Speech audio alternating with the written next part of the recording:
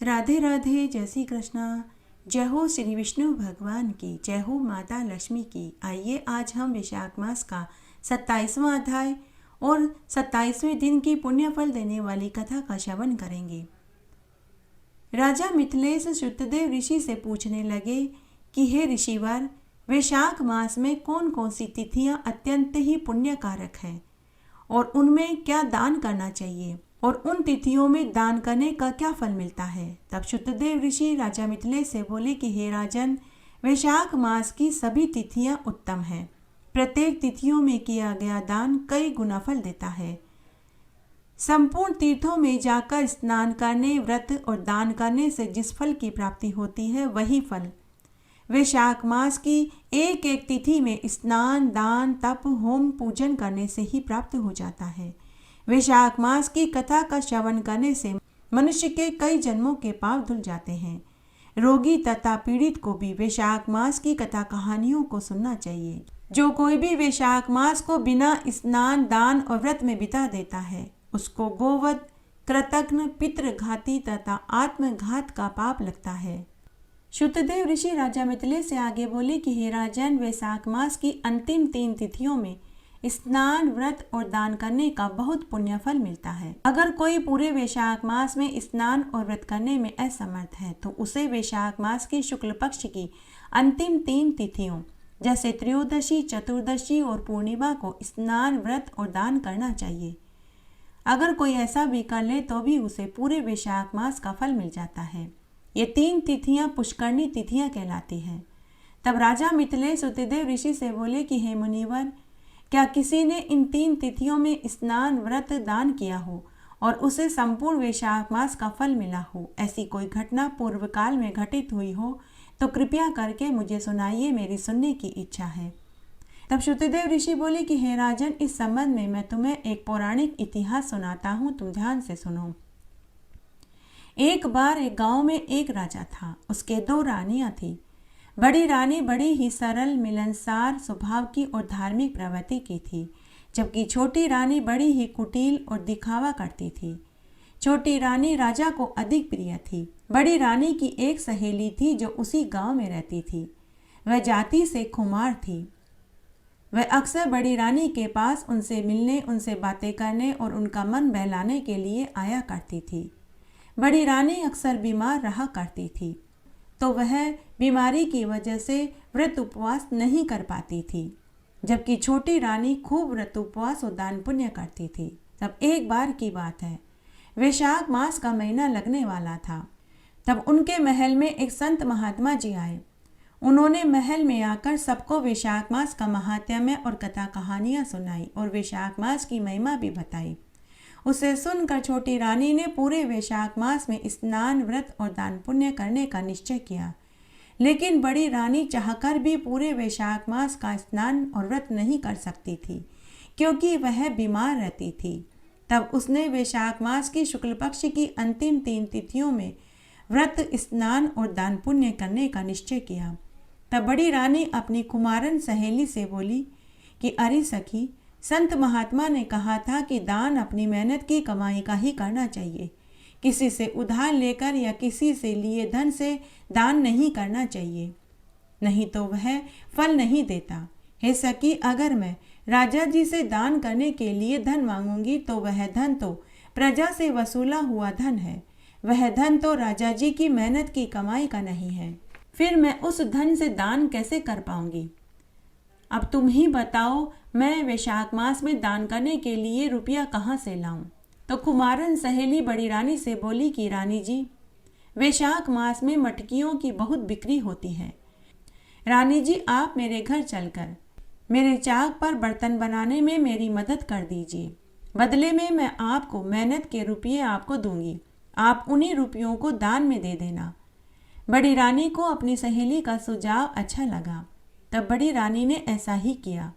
बड़ी रानी वैशाख मास की शुक्ल पक्ष की अंतिम 3 तिथियों में स्नान और व्रत करने लगी और खुद की मेहनत की कमाई के रुपयों से सामान खरीदकर गरीब ब्राह्मणों को दान करने लगी, जबकि छोटी रानी ने पूरे वैशाख मास का स्नान और व्रत किया और राजा जी से धन लेकर खूब दान पुण्य किया। तब राजा मिथिलेश सुतदेव ऋषि से पूछने लगे कि हे ऋषिवर, फिर किस रानी को वैशाख मास के स्नान का फल मिला? मेरी सुनने की बहुत इच्छा है। तब सुतदेव ऋषि बोले कि हे राजन, हालांकि छोटी रानी ने पूरे वैशाख मास का स्नान व्रत किया और खूब दान भी करती रही, लेकिन उसने इस दान का खूब ढिंढोरा पीटा और खूब दान का दिखावा करती रही। पूरे महाव्रत में बार बार फल, मिठाई, दूध खाकर मुंह झूठा करती रही, जबकि बड़ी रानी एक बार ही भोजन करती थी।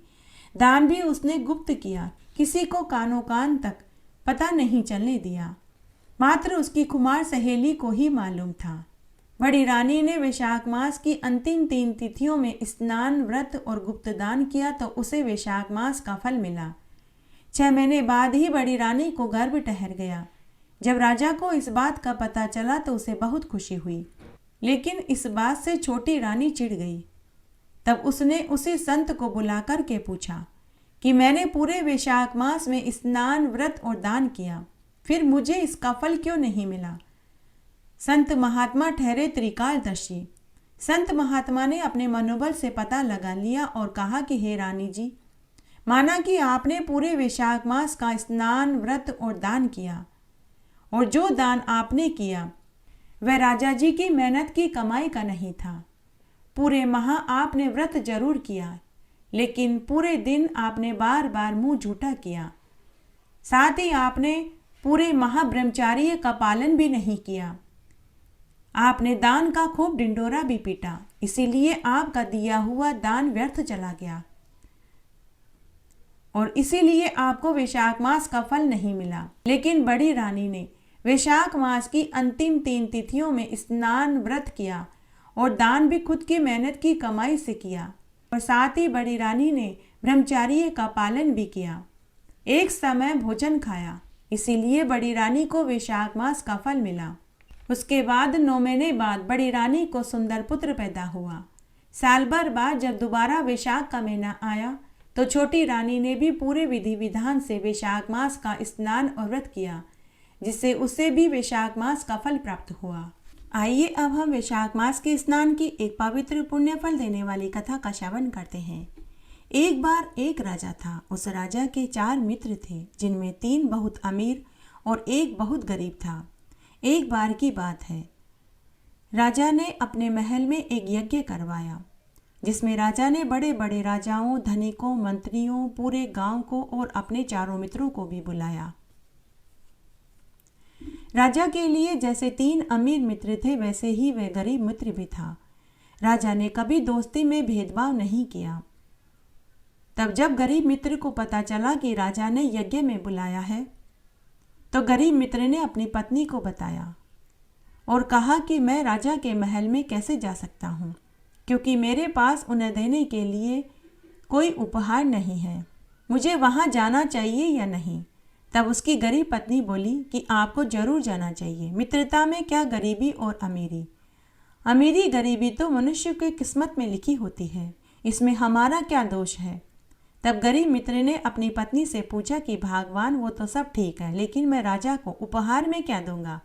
हमारे पास तो कोई कीमती वस्तु भी नहीं है। तब उसकी पत्नी बोली कि हमारे पास 2 लड्डू गोपाल हैं, आप 1 लड्डू गोपाल राजा को भेंट में दे देना। मैं लड्डू गोपाल को सुंदर सुंदर वस्त्र सिलकर पहना दूंगी।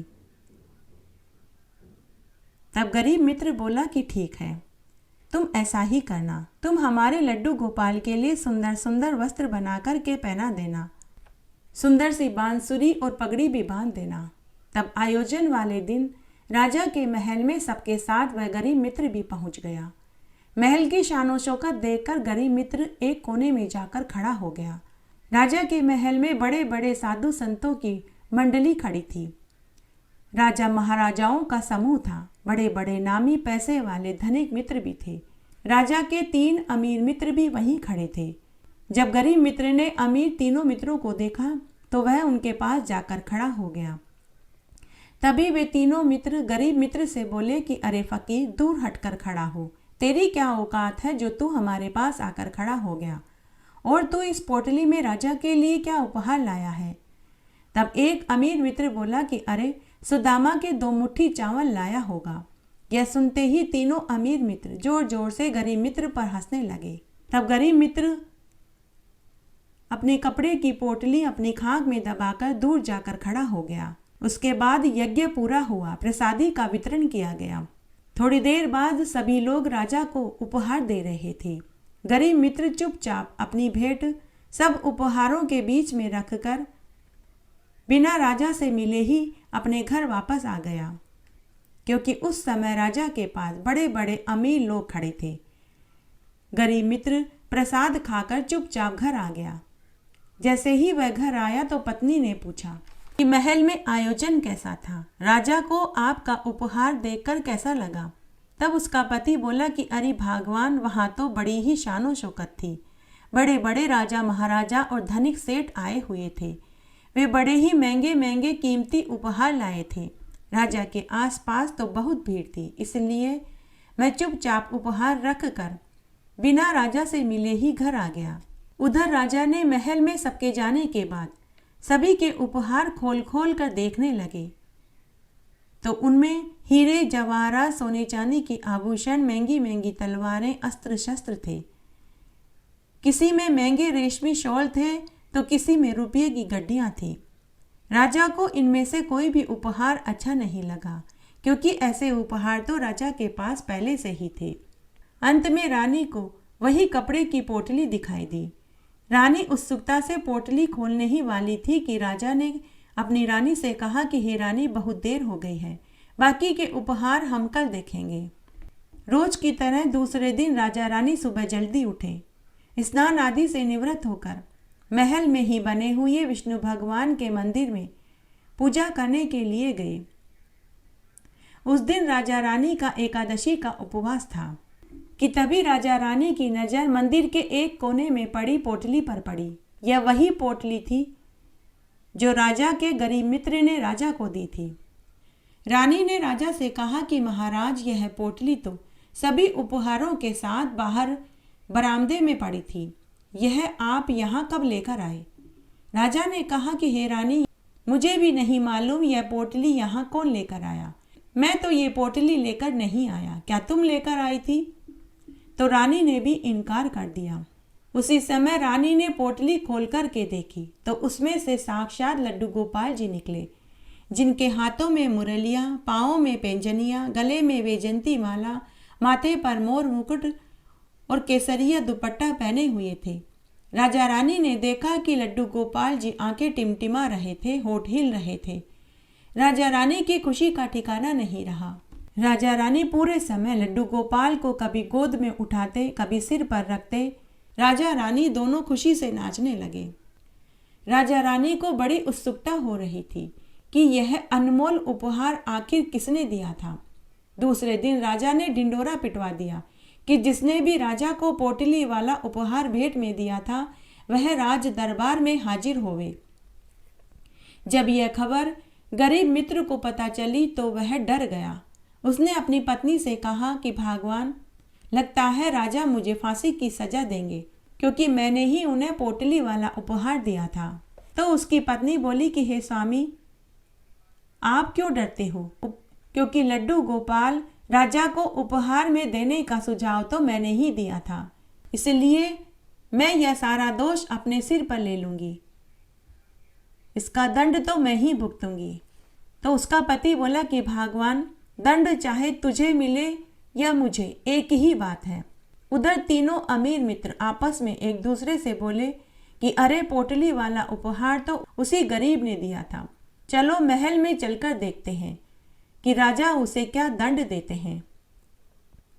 तीनों अमीर मित्र भी तय समय पर महल में पहुंच गए। पूरी प्रजा महल में यह देखने के लिए पहुंच गई। तभी गरीब मित्र अपनी पत्नी के साथ राज दरबार में पहुंचा। उसके बाद सभी मंत्री, पहरेदार, सिपाही और अंत में राजा रानी दरबार में आए और सिंहासन पर आकर बैठ गए। तब राजा ने कहा कि जिसने भी पोटली वाला उपहार मुझे भेंट स्वरूप दिया था वह आगे आए। तभी गरीब मित्र और उसकी पत्नी भीड़ में से आगे आकर हाथ जोड़कर खड़े हो गए। सभी लोग उनके ऊपर हंसने लगे और बोले कि महाराज, इन्हें कठोर दंड दिया जाए, इन्होंने घोर अनर्थ किया है। इनकी जुर्रत कैसे हुई जो आपको सस्ता सा उपहार भेंट में दिया? इन दोनों को फांसी पर लटका दो। तभी रानी ने राजा के कान में कुछ कहा।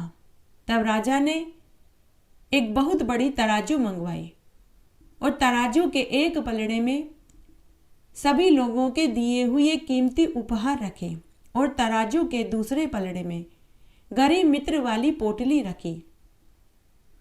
लेकिन पोटली वाला पलड़ा टस से मस भी नहीं हुआ। सब लोग जो पहले गरीब के ऊपर हंस रहे थे, उल्टा सीधा कह रहे थे, सब के सब चुप हो गए। सब मनी मन सोचने लगे कि आखिर इस पोटली में ऐसा क्या है जो सभी के कीमती उपहार रखने के बाद भी पोटली वाला पलड़ा हिल भी नहीं रहा। तभी भीड़ में से एक बुजुर्ग बोला कि हे महाराज, इस पोटली में आखिर क्या है, हमें भी बताइए।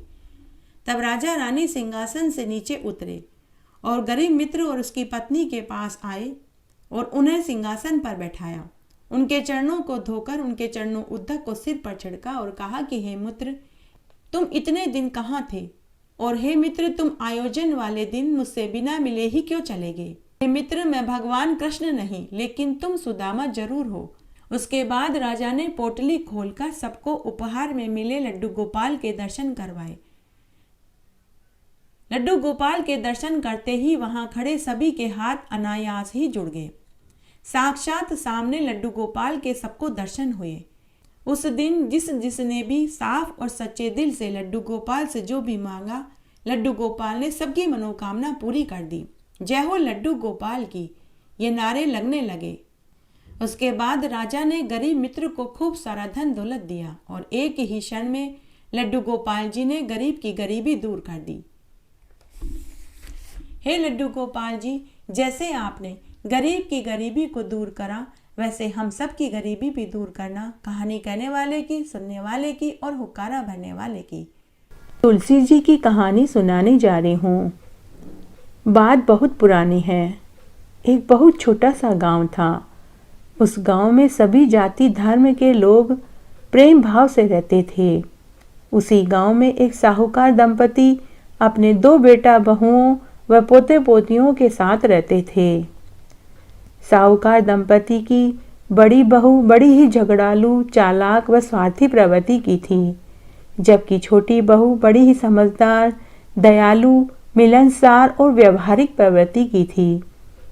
साहूकार दंपति ने अपने घर, खेत, खलियान, जमीन जायदाद का बंटवारा नहीं किया था, इसलिए बड़ी बहू थोड़ा शांत रहती थी, कोशिश करती थी कि वो लड़ाई न करे। छोटी बहू सब तरह के व्रत, उपवास और दान पुण्य किया करती थी। रोज सुबह तारों की छांव में उठती, स्नान आदि करके तुलसी जी में जल सींचती, दिया बाती करती, सूरज भगवान को अर्घ्य देती और फिर चूल्हे पर चाय बनाकर अपने सास ससुर व पति व बच्चों को पिलाती। उसके बाद खाना बनाती तो पहली रोटी गाय को और आखिरी रोटी कुत्ते को देना नहीं भूलती थी। फिर गरम गरम रोटी अपने सास ससुर को खिलाती। उसके बाद वह अपने बच्चों व पति को देती थी। दोनों बेटे अलग अलग रहते थे। तब एक बार साहूकार दंपति बीमार पड़ गए। उन्होंने खाट पकड़ ली।